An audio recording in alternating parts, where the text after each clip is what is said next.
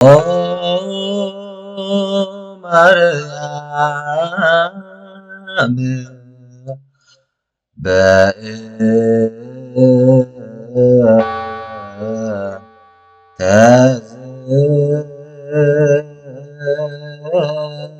ተዘናበ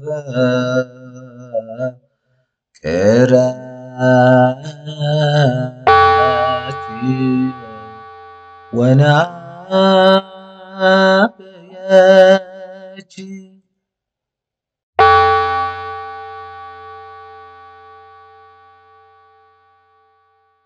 በስመ አብ ወወልድ ወመንፈስ ቅዱስ አሃዱ አምላክ አሜን። ጸሎት እተሓጥእ ኦ አምላኸይ ዘይከምቶም ፍቕርኻ ማሪኽዎም ልቦም ሃረርታኻ ዓሲልዎ ናብ ቤትካ ዝግስግሱ እኳ እንተዘይኮንኩ ልማድ ኮይኑኒ ግን ቀፅርኻ ክሳለም መፅእ ኣለኹሞ ተቐበለኒ ዶ? ምስ ነዊሕ ካብ ቤትካ ብልበይ ዝኸብለልክዎስ ትዝክረኒ ዶ? ኣብ ዓለም ብዙሕ ስም እዩ ዘለኒ እቲ ዕዋላ ሰራቒ ዘማዊ ሓጢኣተኛ ኮታስ ብዙሕ ስም ደድሕሪ እቲ ሰብ ዝብል መንነተይ ተጎቲቱ ይኽተለኒ እዩ። ኣባኻ ግን መን ይስመይ ክፈልጥ ደሊ ኣለኹ። በቃ ኣብ ጉዕዞ ህይወት መንጎ ኮይነ ተሪፈ ስልችው ተጨቃጫቂ መማረሪ ሰብ ኮይነ ኣለኹ። ንኣሹ ነገራት ዘሐጉስኒ ከመቕፅበት ከዓ ንኣሹ ነገራት ልበይ ዝሰብሩን ኮይነ ኣለኹ። ኣባኻ ግን ከመየ ሕጉስ ወይስ ሓዘንተኛ? መቸም ንነብስኻ ባዕልኻ ሕተታይ ትብለኒ እንትኸውን ከመይ ምስ ነብሰይ ካብ ንባተኽን መፍትሕ ህይወተይ ውሕጅ ዓለም ናብ ዝመርሓቶ ምግባዓዝ ካብ ዝጅምር ነዊሕ ከም ዝገበረ ንዓኻ ነጋሪ የድልየካኒ። ስለዚ ኣነ ዘለኹ ኩነታት ፍጹም ኣይርዳእንን እዩ ዘሎ። በቃ ሕውስውስ ዝበለ ስምዒታት እዩ ኣብ ልበይ ነጊሱ ዘሎ። ደጊም ሰብኣይ የድልየንን ኢለ ከም ዘይተመካሓኹ ካብ ሰብ ሰናይ ነገር ተጸቤ ዓለምን ሰባት ተሓባቢሮም ክብድሉ ንኸለው ኣባኻ መፅእ የጠርዕ ንምንታይ ዛባ ይወርድ ኢለ ኣምሪረ እኳ እንተተዛረብኩኻ ንስኻ ግን ከም ሰብ ስለ ዘይኮንካ እሞ እንታይ ግበር ትብለኒ ኣለኻ? ኪድናብቶም ዝበደሉኻ ኸይድካ ጥራዕ ኣይትብለንን ኢኻ። ሰባት ብዝበደሉኒ ንስኻ ብዘይበደልካኒ ክንደይ ግዜ ኹን ፈኪረልካ ይኸውን? ኦ ኣምላኸይ ኣባይ ዘለካ ፍቕሪ ብኸመይ ከም ዝፈልጥ ዶ ክነግረካ? ንዓይ ንሓጥእ ክሳብ ሕጂ ብህይወት ኣጽኒሕኻ ስለ ዝተሰከምካንን ካብዚ ንላዕሊ መግለፂ ፍቕሪ ዘሎ ኮይኑ ስለ ዝስማዓንን እዩ። ከመይ ኣነ ኣፍ ደጋ ቤትካ ክሕኩሕ ዝግባኣኒ ንስኻ ግን ኣፍ ደገ ልበይ ወትሩ ብዘይ ምቁራፅ ትኩሕኩሕ ኣለኻ። ኣነ ግን ዓስቢ ዝኩሉ ሰናይ ተግባራትካ ብሓጢኣት ወትሩ ምስ ሓዘንኩኻ እንድዒ ኣነ እንታይ ዓይነት ውላደ? ንስኻ ከመይ ዓይነት ኣቦ ኢኻ? ሕጂ ግን ኣምላኸይ ዕረፍቲ ደሊ ኣለኹ። በየንን ኣበይን ኢኻ ትርከብ? ንዓኻ ክኣምንን ብኣኻ ጥራይ ክእመንን ደሊ ኣለኹ። ግን ብኸመይ ምእማን ከመይ እዩ? ኣብ ትሕቲ ሃለወት ዓይንኻ ክኸውን ደሊ ኣለኹ። ግን ዓይንኻ በዩ ብሕታውነት ትስማዓኒ ኣሎ። ውሉድካ ክበሃል ይብህግ ኣለኹ። ግን ኣምላኸይ ከምዚ ኸማይ ሓጢ ውላድሲ ትደሊ ዶ ትኸውን? መንፈሳዊ ክኸውን ደሊ ኣለኹ። መንፈሳውነት እንታይ እዩ? እንድዒ ኣይፈልጥኒ። ግን በቃ ብዙሕ ሕቶታት ልበይ ሒዘን ኣባኻ መፅእ ኣሎ ዘለኹ። ክሓስቦ ከለኹ ግን መንፈሳውነት ዝተወሰኑ ሰባት ኣብ ቤትካ ናብ ቀፅርኻን ዘለዉ ጥራይ ዝኽእልዎ ሸኽም ኮይኑ እዩ ዝስምዓኒ። ግን ከምኡ ዲ ኣምላኸይ ከምኡ እንተ ደኣ ኮይኑ ፍጻሜ እንታይ ይኸውን? ከመይ ኣነኻ ከም ትፈልጥና ሓጢኣተኛ እየ። ጸሎት ብኣገባብ ኣይፈልጥኒ። እቲ ዓቕሚ ነብሰይ ኢለ ዝፍትኖውን ተመሊሱ የስሕቐኒ እሞ ኣታ ንኣምላኽ ከምዚ ይበሃልኒ ኢለ ገዛእ ነብሰይ ገቲየ የቋርፁ። ክሳብ ሰዓት 3 ክጸውም ኢለ ፈኪረ ገና ብጌሓቱ ሓደ ኢለ ከይቆፀርኩ ጾመይ ብሓጢኣት የስዕሮ። ብሓሳበይ ክንደይ ግዜ ኣብ ሓጢኣት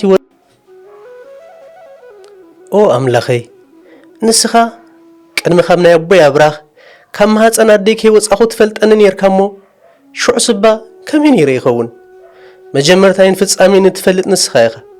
ኣነ ግን ካባኻ መፍጣረይን መወዳእታኻ ናባኻ ከም ዝመፅን ጥራይ ዝፈልጥ እምበር ኣብ መንጎ እንታይ ዘሎ ክፍተት ናበይን ከመይን ዝፈልጦ ነገር የብለይን ውሉድናትካ ምኳን ይባሃገይ ውሉድካን ምባሃል ካብ ምንታይ ክጅምር ከም ዘለ ግን ኣይፈልጥኒ ካብ ዝፈጠርካኒ ግዜ ጀሚርካ ብዓጽምተይ ደው ምባል አልመድካኒ ኩሉ ነገር ብባዕለይ ከም ዝገብሮም ከም ዝስማዕኒ ገበርካኒ እቲ ሓቂ ግን ኩሉ ባእኻን ብሰናይ ፈቓድናትካን እዩ ዝኸውን ንዓይነይ ዓይና ንልበይ ልባ ንስኻ ኢኻ ትምኒተይ ስዒበ ዝሰኣንኩኻ ኣምላኸይ ገዛእ ነብሰይ ክስዕብ ዝሰኣንኩኻ ሰላመይ ፀሓይ ከሳድድ ዝጸልመትካኒ ፀሓየይ ገንዘብ ከኸዓብት ዘባኸንኩኻ ሰማያዊ ገንዘበይ ንስኻ ኢኻ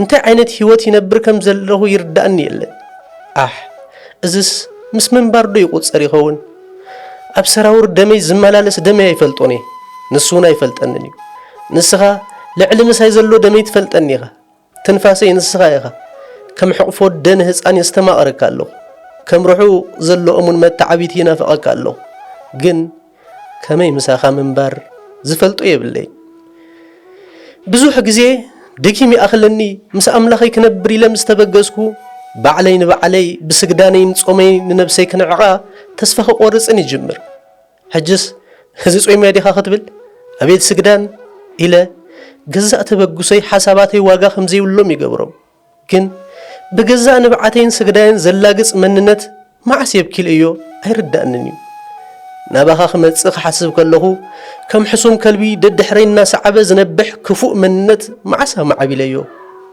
ንመሬት ካባኻ ንላዕሊ ዝተኣማመን እግሪ መዓስ የፈጢረዮ ኩሉ ሰብ እንተዘይፈተወኒ ዝብል ሙት ሓሳብ መዓስ ወሊደ ብኸመይ የዕበዮ ዝፈልጦ የብለይን ንስኻ ግን ዝሓሰብካንን ዝሓሰብካለይን ብግልፂ ከተርእየኒ ብዙሕ ግዜ ደለኻኒ ኣነ ግን ተሓባእኹ ኣብ ሓሳብካ ዘመላለስካኒ ኣብ ምድሩን ከም ሓሳብ ልብኻ ክመላለስ ብሂካኒ ኣነ ግን ካባኻ ኮብለልኩ ናትካ ጥበብ ኣይፈልጦኒ ግን ኣዚኻ ብሉፅ ሓኪም ኢኻ ሕማመይ ከይፈለጥክዎን እዚዩ ሰም ሕማመይ ከይበልክዎን ቀልጢፍካ ትፍውሰኒ ኦ ጎይታይን ኣምላኸይን መድሓኒን ኢየሱስ ክርስቶስ ንዓኻ ዝመስል ኣምላኽ ኣይፈልጥኒ ዝፀልኡን እኮ ብኩሉ ነገር ይበልፁን እዮም ግን ብሓይልኻ ዓወት ክጓናፀፍ ብዙሕ ግዜ ኣርኢኻኒ ኢኻ ኣነ ጎዲልኒ ኣይኮነለይን ኢለ ክጠራዕ ናባኻ መፅኤ ክንሰይ ንስኻ ግን ትርህርሃለይ ብሰብነተይ ኣብ ልዕሊኻ ብዙሕ በደልኩኻ ንስኻ ግን ብማይ ምሕረትካ ወትሩ ምስ ሓፀብካኒ ኢኻ እንታይ እሞ እዚ ኩሉ ጌርካለይ ደጊመ ወዲቕ ኣሕዝነካ ኣለኹ ክንደይ ግዜ ብስምካ ከም ዝሓስኹ ረሲዕኻ ኣለኻ ኣነ ግን ዝክሮ እየ ኣብ መንጎ ጸሎተይ ዝበሃግ ቃል ረኺብካ ይትፈልጥኒ ኢኻ ግን ከዓ ኩሉ ፈፂምካለ ኢኻ እዚ እንዳንኾነ ግን ኣብ ትሕቲ ክናፍካ ምንባር ኣይከኣልኩን ዓለምን ሓሶታን በሊፆምኒ ናባኻ ብፍጹም ልበይ ንምንባር እኮ ብዙሕ ግዜ መንገዲ ጀሚረ ኣብ መንጎ እንታይ የትርፈኒ ይርዳእኒ እዩ ብልበይ ወሲነ ብኣፈይ ተዛሪበ ናብ ቤትካን ሕቕፎኻን እንዳገስገስኩ ግን ከይበፃሕኹ ምለስ መዓሴ ናብ ቤትካ ዝኣቱ መዓሴ ናብ ሕቕፎኻ ዝማሞቕ ሕጂ ግን ኣብ ቅድሜኻ ደው ኢለ ገዛእ ነብሰይ ከዋርዶን ክነቕፎን ፍቐደለይ ሕማቕ ናይ ውሉድካ ዘይትፈቶ ኣምላኽ ስለ ዝኾንካ ሕራይ ከም ዘይትብለኒ ይፈልጥ ግን በቃ ግደፈኒ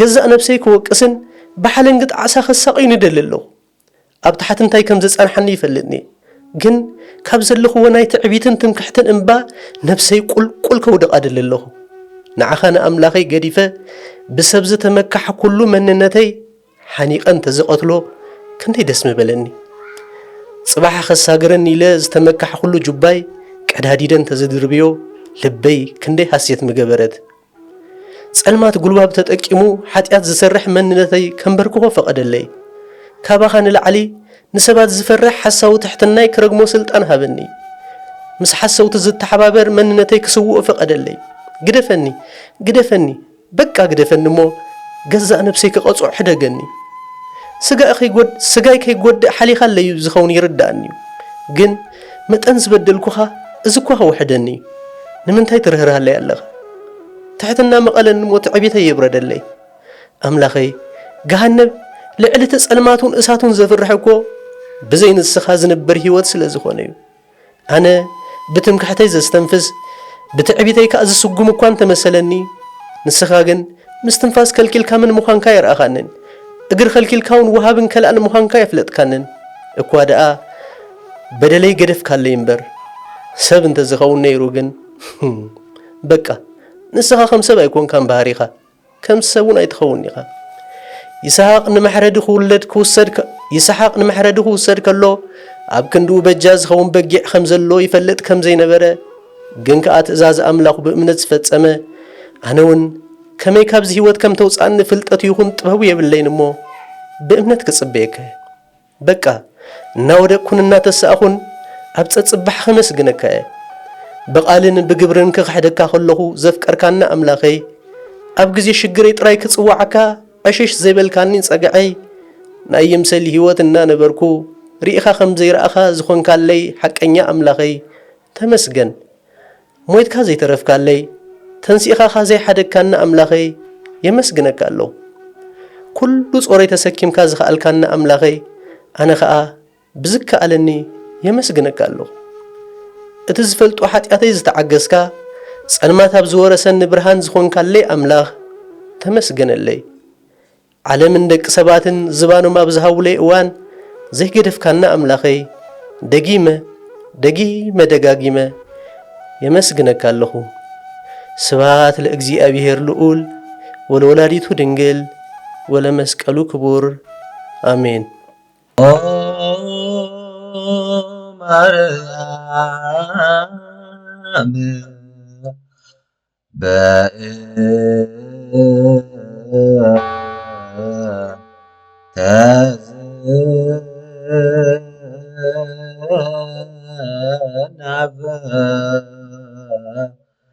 كراتي